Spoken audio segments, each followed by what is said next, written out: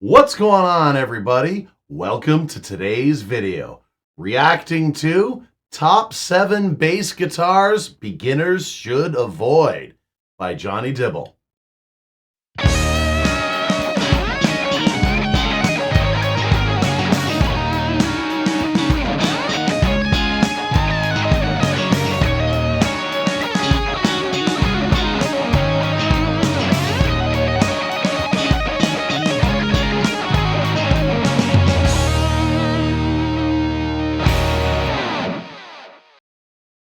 So what's going on, everybody? Today we're going to be reacting to Top 7 Bass Guitars Beginners Should Avoid by Johnny Dibble. Now, as always, if you're not subscribed to Johnny already, please go over to his channel and give him a sub. And on this video, I put the original video in the description. Click on it and give the original video a like. And on this video, my video, leave a comment on what you'd like to see me react to next. So, let's get to it. Hi, my name's Johnny, and today we are doing something a little bit different and having a go at answering a question that somebody asked me recently. Now, as well as devilishly handsome good looks, one thing that us bass players all have in common. We were all beginners one time. We all started somewhere, and the majority of you out there probably started out on awful basses, because there was no one out there telling you, don't buy that bass, no, don't buy that bass. And not just because of that, you know, usually when you're first starting off, you're not going to want to invest a ton of money, especially if you're a kid. Your parents aren't going to want and give you an American P bass that's worth $1,200 for your first bass, because you might just go through it for a few weeks and realize it's work and it's a phase you're going through as a kid. You don't want to do it, and under the bed it'll go. So yeah, that's why you get the cheap piece of junk as the first instrument in most cases. And in most cases, with parents that, you know, are willing to provide you with things like that, it's usually okay, we're going to buy you this cheap instrument, but show us so you're actually going to be good and get serious. We'll buy you something better. That's the way it happened with my family, and it was, you know, cool that I grew up with a family with, you know, a father that could provide things like that. But that's usually the way it goes, and it's not just usually only because, oh, we don't know which bass we should be buying. In a lot of cases, somebody that's first starting off and thinking like, yeah, I want that American P bass, they know what's better. It's just, you know, resources, can't afford it, and, you know, parents not wanting to take the risk. Because, you know, little Johnny might not, no pun intended because it's Johnny's video, little Johnny might not take this seriously, and the next thing we know, we got a $1,200 American P bass that we bought for him that we might be able to get $500-600 back from the store, and they'll sell it for, you know, $1,100. Yeah, something like that, but you never know.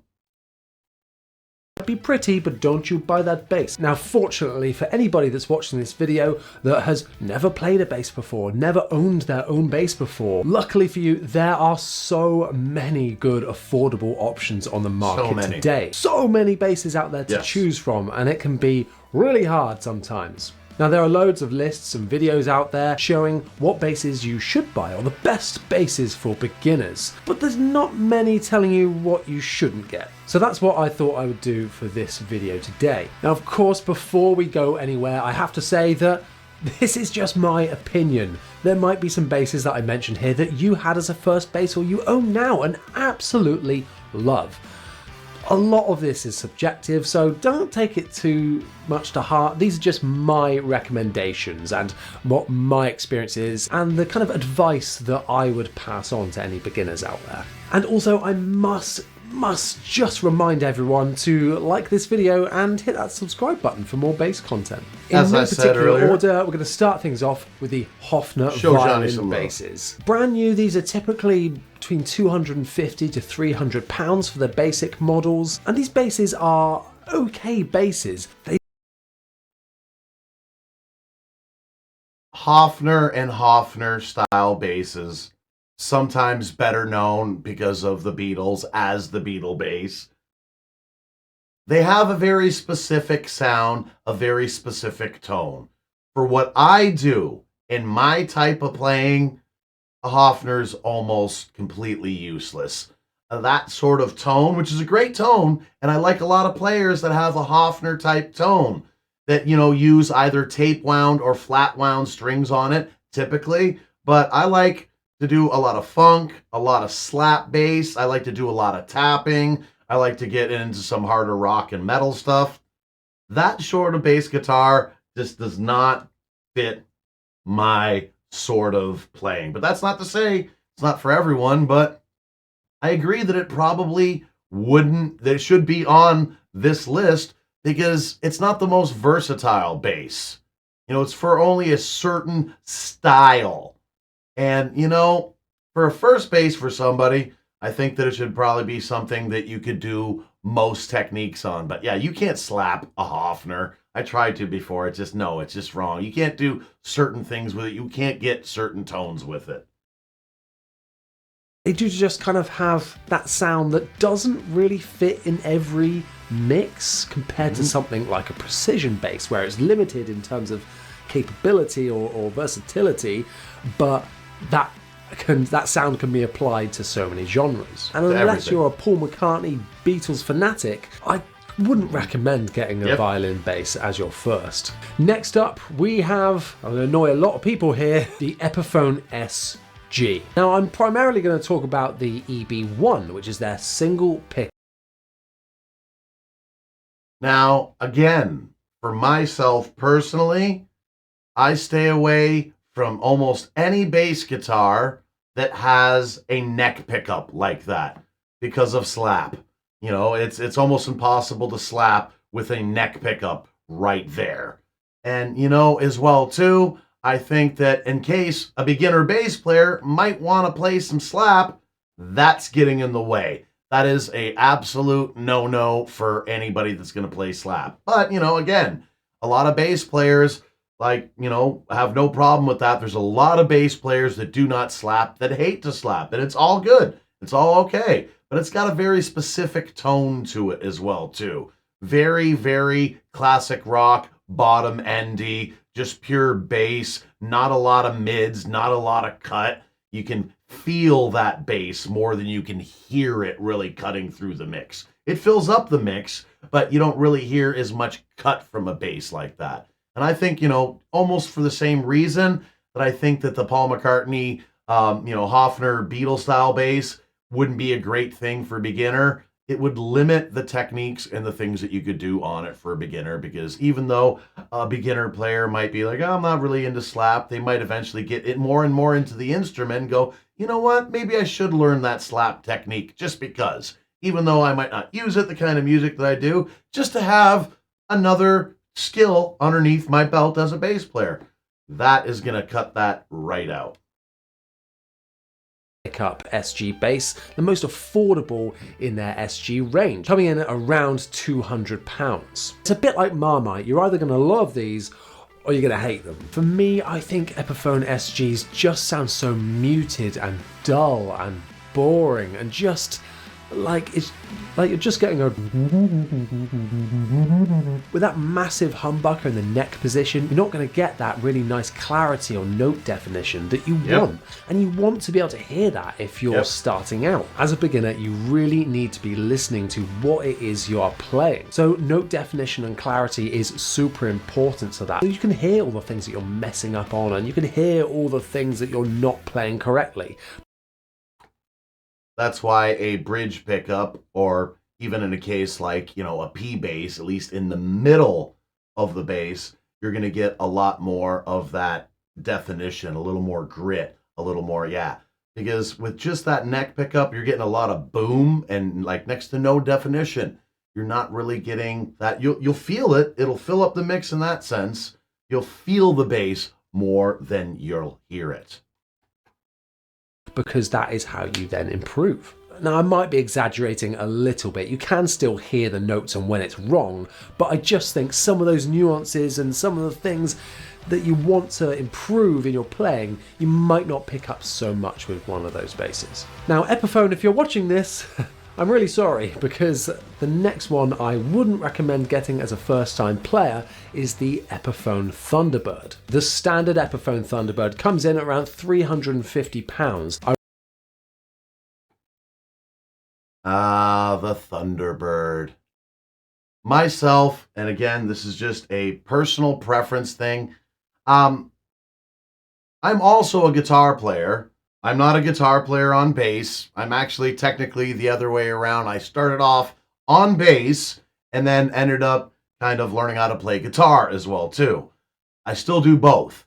And as a bass player or a guitar player, I've never really cared that much for offset instruments, for odd-shaped instruments. Never been a big thing. You know, that thing, I don't know, maybe it could possibly work for slap bass. The neck pickup is not right over where it would be for slap or anything like that. It's not that it would get in the way. I don't like the look of it. That's just me personally. Again, I like other people that play them. I think it looks cool for certain players that have it slung down low, they're doing there. It's just not comfortable for me. I don't feel comfortable with it. But I'm not exactly sure why he's going to say not a great instrument for a beginner. Let's find out. I really, really love Thunderbirds. I think they sound really nice and they've just got such an awesome vibe to them. But they're just not good for beginners. These basses go on forever. The neck is so long. Thunderbirds are renowned for their terrible neck dive. And I just think that adds an extra barrier to the playability of these, which you don't want to hinder your progression when you're just starting out. Number 4 is the Ibanez TMB 100. The Ibanez Talman basses are really, really cool alternatives to your Fender, like Jaguar offset style basses with that PJ configuration. I've owned a few myself with.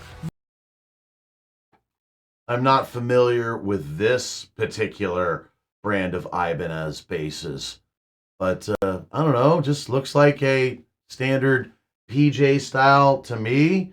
You know, the sound gear stuff I absolutely freaking love, and you know, I'm a big fan of the Ibanez style, but I'm not that familiar with this particular, but just looks like a PJ to me.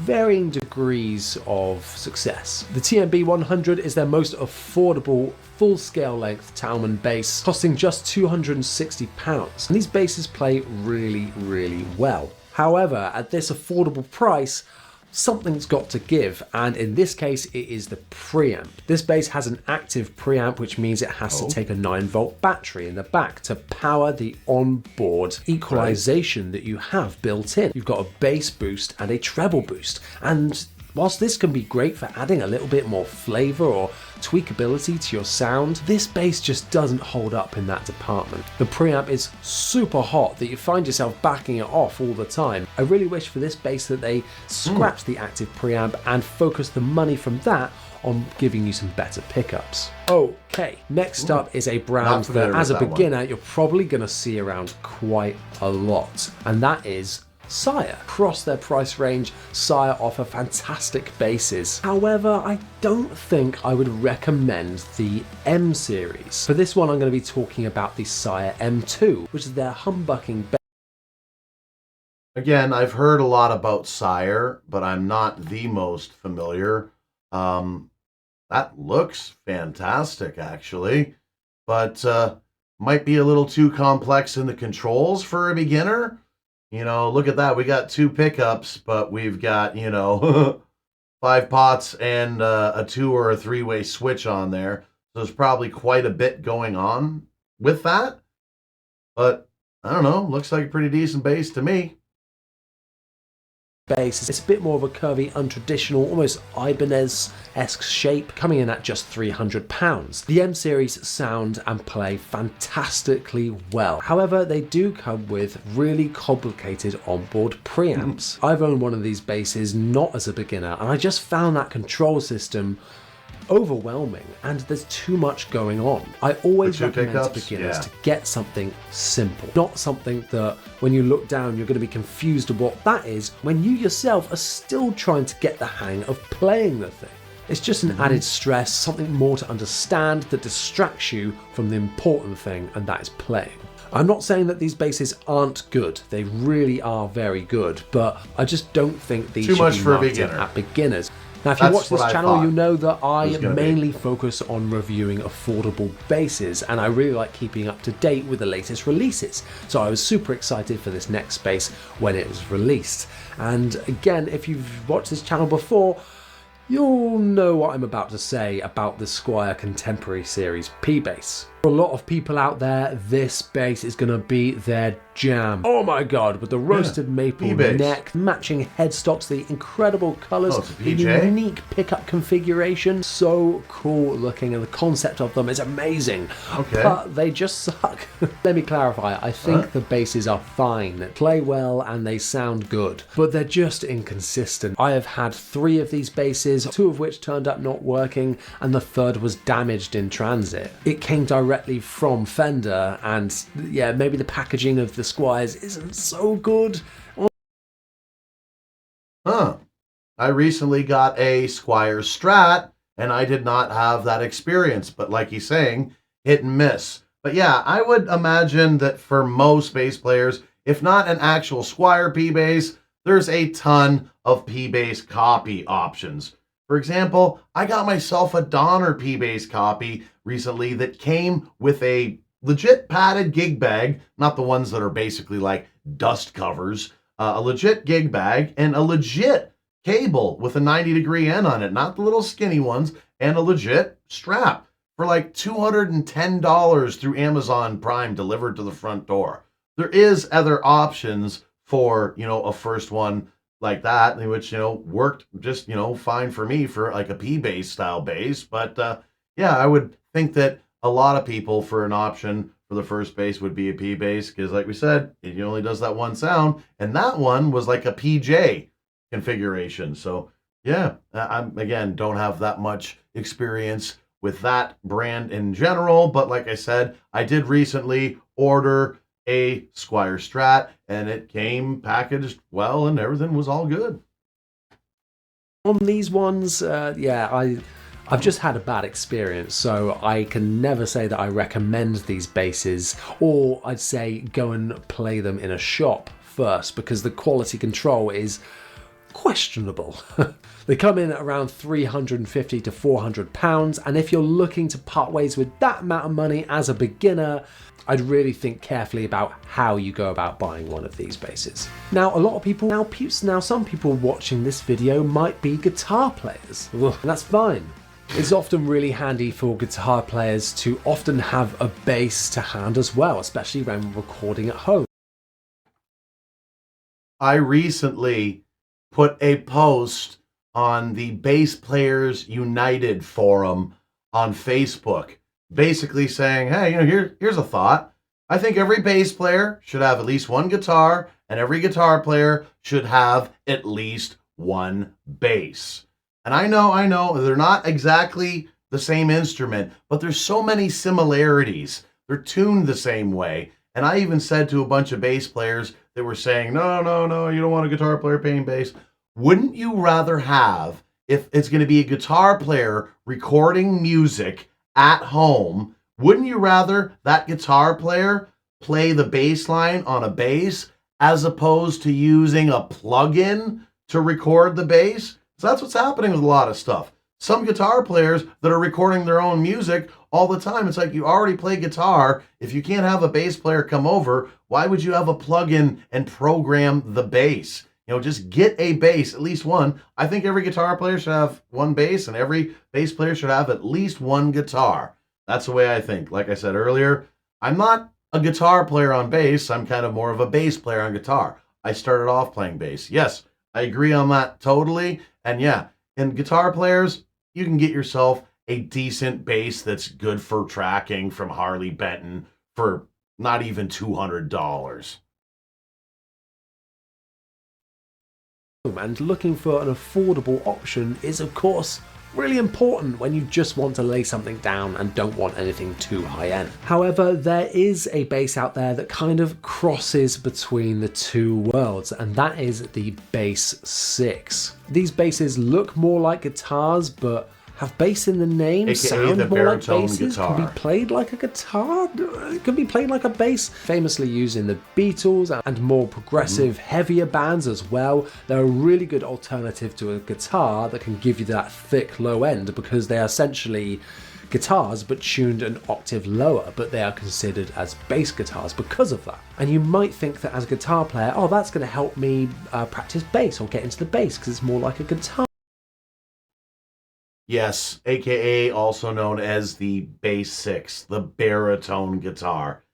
It's kind of its own instrument.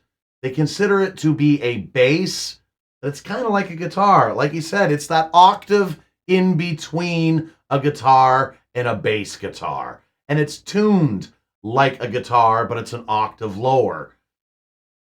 It is, but it isn't a bass guitar. It's kind of in its own weird hybrid category. But yeah, that would absolutely be confusing as all hell for a first bass for somebody.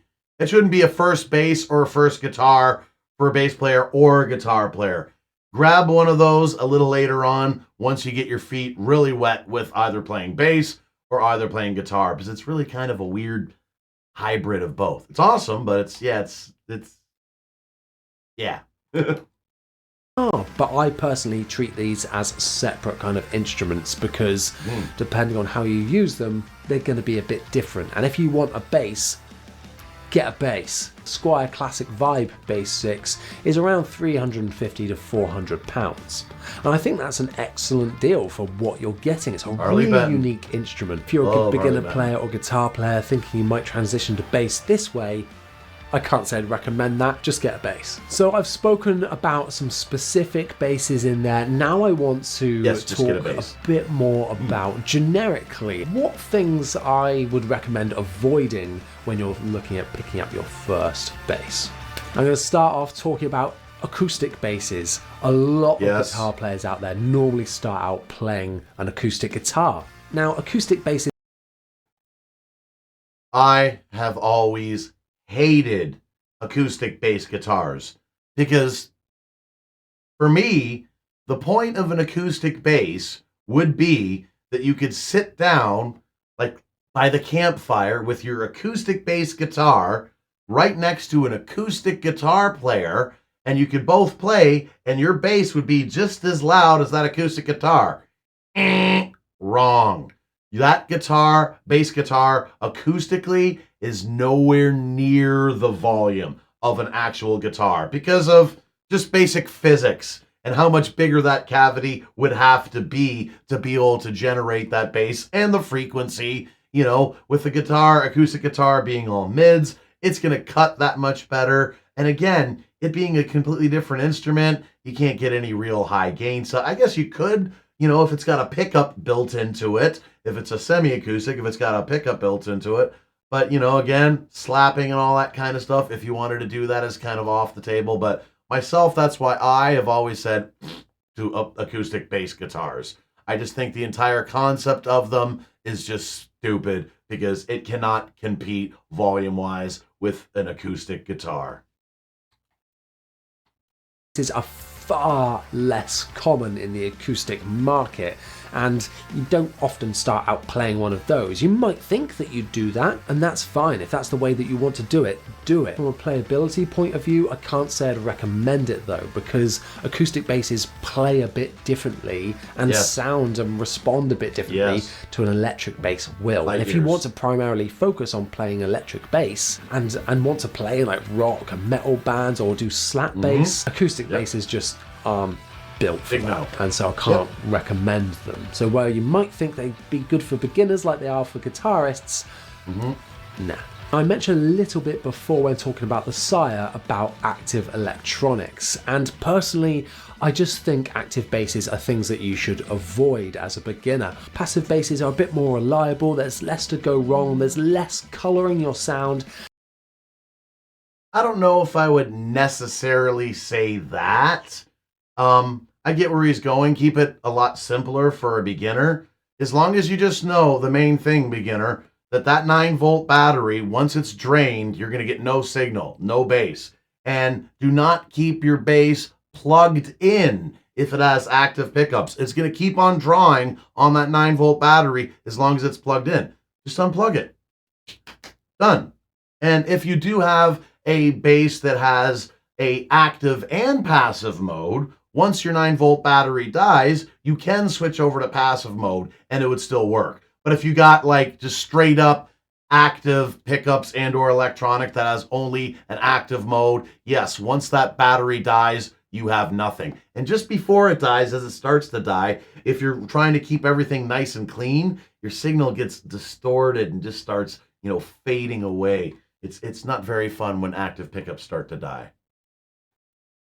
There's less to think about. You just want to be concentrating on playing and getting and understanding the fundamentals of the bass without worrying about a preamp and something else in the middle that's colouring your tone. A lot of the money that goes into the production of affordable basses then kind of gets sacrificed in certain areas, especially when it comes to your hardware, so your tuning pegs at the top, the materials that are used, pickups themselves. The money then tends to go into the preamp a bit more, and I just don't think that that's worth it. You're better off getting a bass that costs the same amount so that that money can be better spent on other items on the bass. Now I'm going to finish up by talking about 5-string basses. I don't think they're good for beginners. 5-string basses are inherently just more difficult to play. The wider fretboard, sometimes slightly smaller string spacing, just adds another barrier to learning, and that's the last thing you need.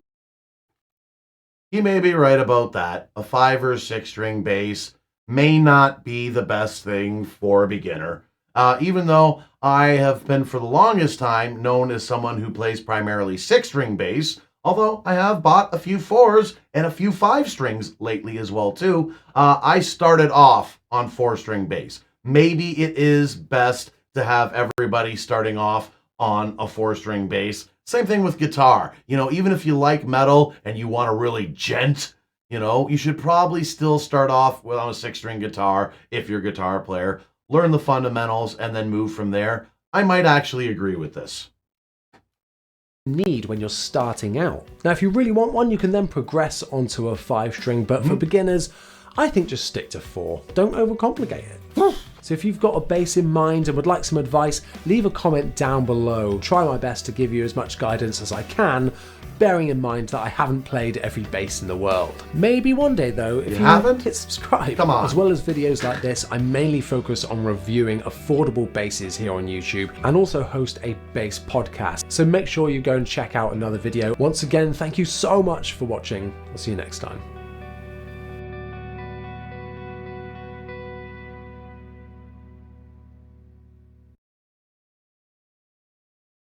All right. That was reacting to Top 7 Bass Guitars Beginners Should Avoid by Johnny Dibble. Now, again, if you're not subscribed to Johnny already, go over and give him a sub, and I've included the link for the original video in the description. Go ahead and click on that and give the original video a like, and on this video, my video, leave a comment on what you'd like to see me reacting to next. Thanks for checking out this video. If you like what you saw, please subscribe, click the notification bell, like, comment, and share. It doesn't cost a thing and would really help out the channel. Also, please subscribe to my other channel, GK Mac Music, for some live looping live streams with a side of jackassery, some original music, and some short content, also with a side of jackassery. If you'd like to help out the channel financially, you can buy some merch at the merch store, or you can become a channel member. As always, everyone, thanks so much for your continued support. Do what makes you happy.